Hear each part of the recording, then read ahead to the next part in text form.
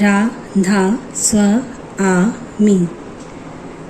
तेरे चरणों में प्यारे है पिता प्रेयर की एक नई धुन के साथ आज इस वीडियो को शुरू करते हैं।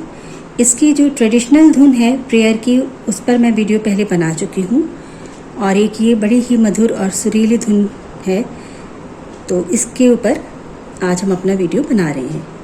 तो चलिए देखते हैं कि इसकी रेंज क्या है, इसका रूट नोट क्या है और इसमें कॉर्ड कौन से लगेंगे।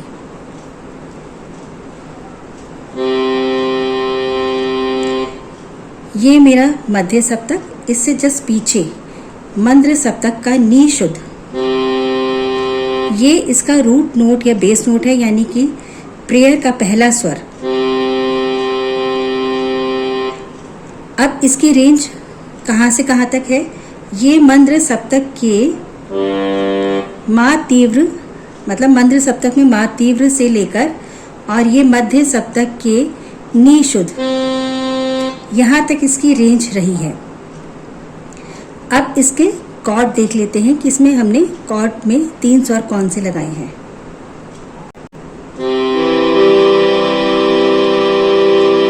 ये इस प्रेयर की कॉर्ड है। अब कॉर्ड में 3 स्वर मैंने कौन से लगाए हैं, ये मेरा मंद्र सप्तक मैंने भी बताया था, मंद्र सप्तक का नी शुद्ध, मध्य सप्तक का गा कोमल और मध्य सप्तक का ही मा तीव्र।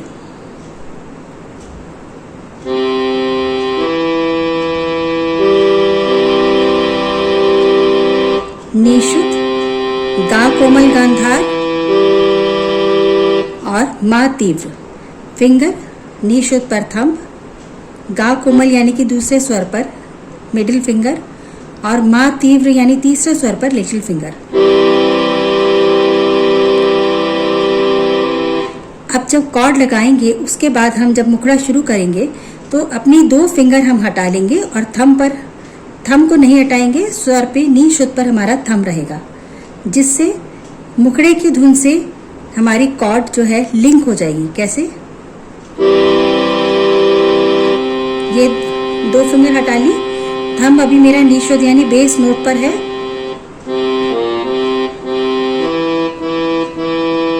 इस तरह से।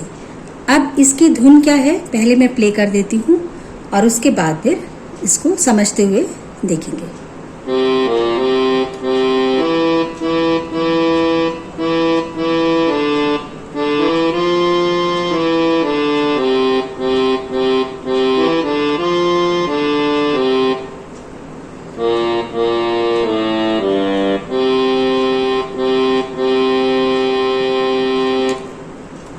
ये मुखड़े की धुन है।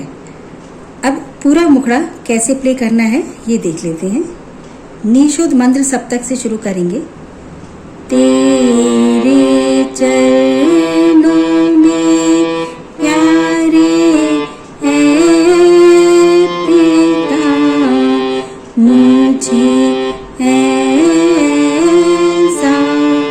दृढ़ विश्वास हो।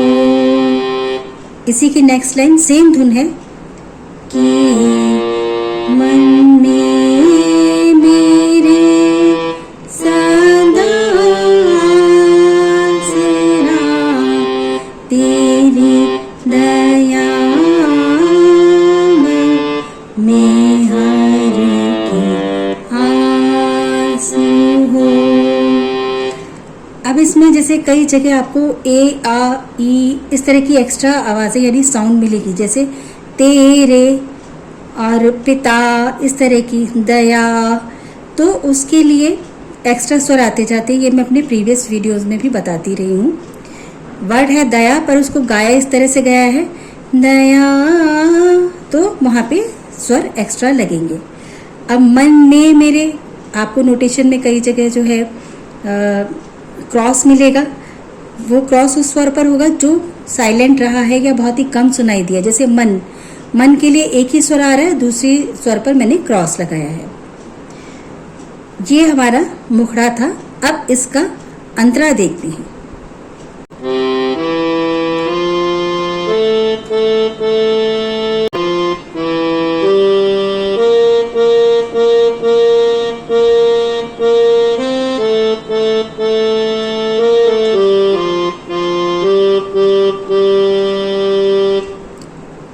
अंतरे की स्टार्टिंग है। अब इसके नोटेशन देखते हैं।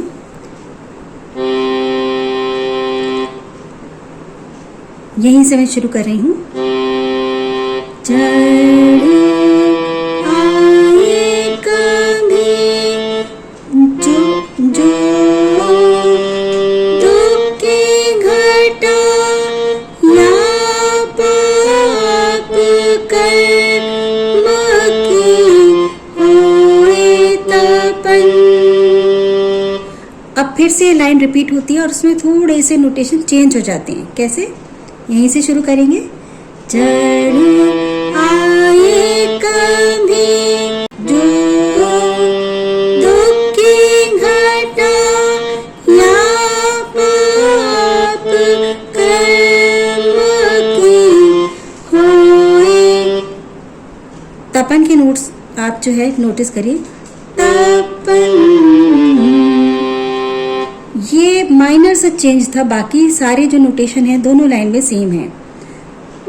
तपन,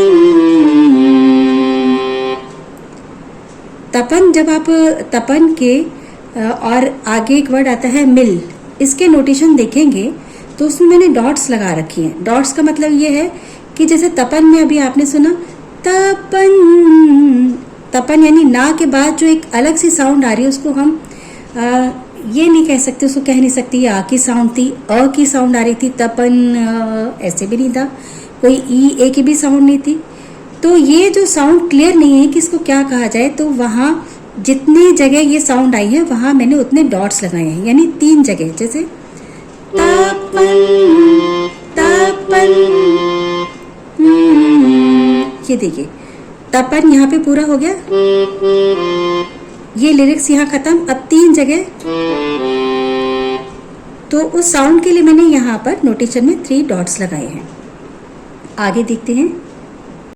तेरा नाम रहे, तेरा नाम रहे, तेरा नाम रहे मेरे चित बसा। देखिए चित चित, यहाँ पर चित में 2 ही अक्षर हैं, 2 ही लेटर हैं, चित। अब बाकी 2 अ की साउंड आ रही है तो उसके स्वर जुड़ गए, चित बसा। ये बारीकियां हमें प्ले करते समय, गाते समय ध्यान तो रखनी है, पर ये चीज़ें जो बारीक जो पॉइंट्स हैं ये तभी समझ में आते हैं जब हम सुनते ध्यान से हैं। इसलिए मैं कई वीडियोस में कह चुकी हूँ कि 70% लिसनिंग पर जोर दीजिए, वहाँ फोकस करिए। उसके बाद 30% का जो काम है वो आपका अपने आप आसान भी हो जाएगा और सही भी जाएगा। अगर आपको सही तरीके से कोई कंपोजिशन को गाना है, बजाना है, तो उसको सही तरीके से सुनना शुरू कर दीजिए। फोकस करिए सुनने पर।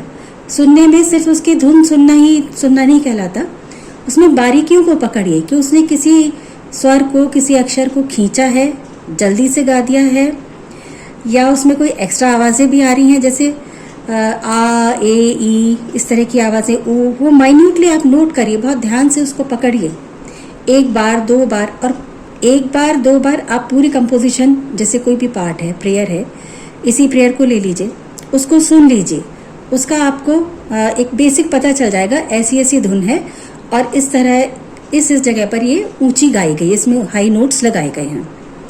अब उसके केवल मुखड़े को पकड़ लीजिए, मुखड़ा 1 या 2 लाइन का होता है, उसमें बारीकियों को पकड़िए। पहले पूरे लंबी चौड़ी प्रेयर या किसी कंपोजिशन को एक साथ जो है सुनेंगे तो शुरू में नहीं समझ आएगा आपको कि इसमें बारीकियां उसने कहाँ, या गले की हरकतें उसने कहाँ पे यूज़ करी हैं सिंगर ने।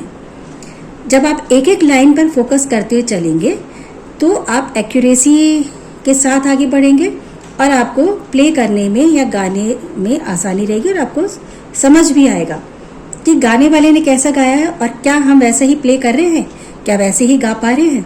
तो ये बारीकियों पे ध्यान दीजिए सुनते समय। तेरा नाम रहे मेरे चित बसा, तेरी दया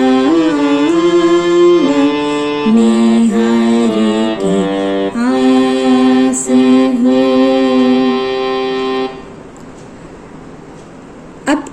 इससे पहले यानी कि इसके 2 अंतरे हैं और इन दोनों अंतरों से पहले एक म्यूज़िक आया था, जो मैं अंतरे की बात करते करते जो है मैं ये बताना भूल गई कि इसमें जो है इंटरल्यूड भी है। मुखड़े और अंतरे के बीच में एक छोटा सा म्यूज़िक पीस आया है।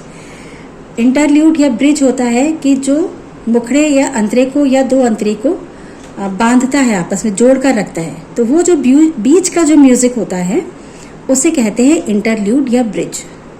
ये जो है किसी भी कंपोजिशन को बहुत ही सुंदर बनाता है। अगर म्यूज़िक नहीं होगा तो कोई भी कंपोजिशन जो है वो सुनने में हमें उतनी मेलोडियस नहीं लगती या बजाने वाले को उतनी जो है उसमें उसको अच्छा नहीं लगता। तो उस इंटरल्यूड के जो है वो नोट्स भी देख लेते हैं, और मैंने अपने नोटेशन में इंटरल्यूड कहाँ आ रहा है ये लिखा है और बताया भी है। तो इसके नोटेशन देखिए, गा कोमल से वो म्यूजिक स्टार्ट हुआ है।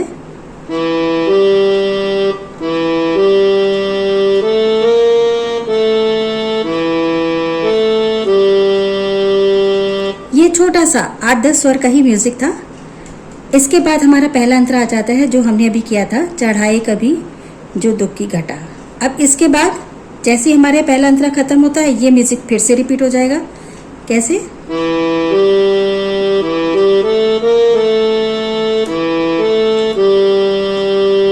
बस ये म्यूजिक खत्म होते ही दूसरा अंतरा शुरू हो जाता है।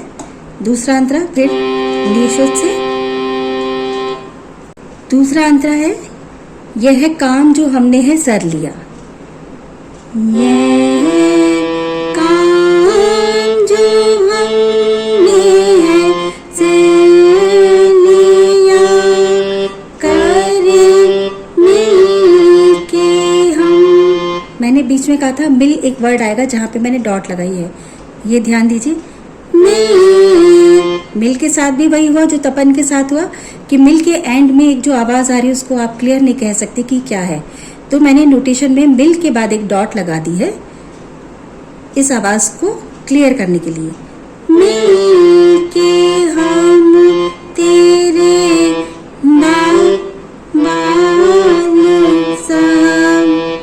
बाल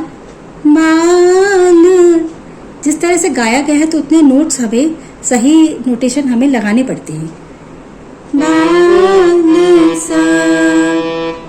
सब यानी कि यहाँ पे एक ही स्वर को लंबा खींचा है, दूसरा साइलेंट हो गया है, तो यहाँ पर नोटेशन बन जाएगा गा कोमल गांधार अवग्रह और क्रॉस। अब फिर से ये लाइन रिपीट होगी। यह काम जो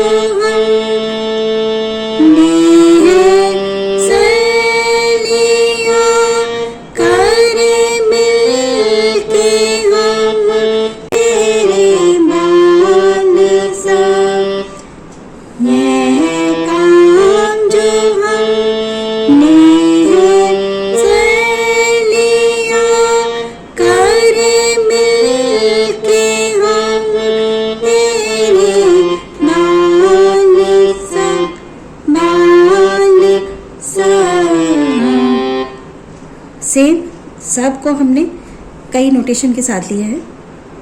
तेरा हाथ हम पर रहे बना, तेरा हाथ हम पर रहे बना, तेरी दया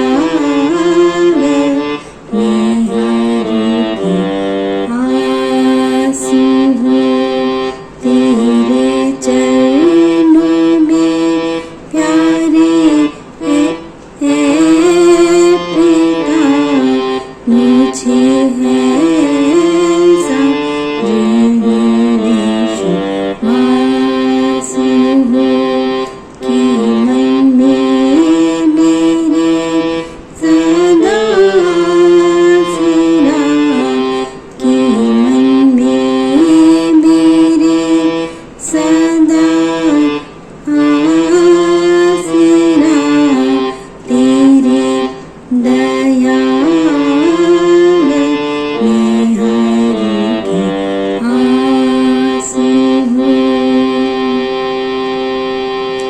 यहाँ पर इस प्रेयर के नोटेशन कंप्लीट होते हैं और जो इसके रिटन नोट्स हैं मैंने तैयार कर रखे हैं, वो वीडियो में अभी आपको मैं क्लियर कर दूँगी।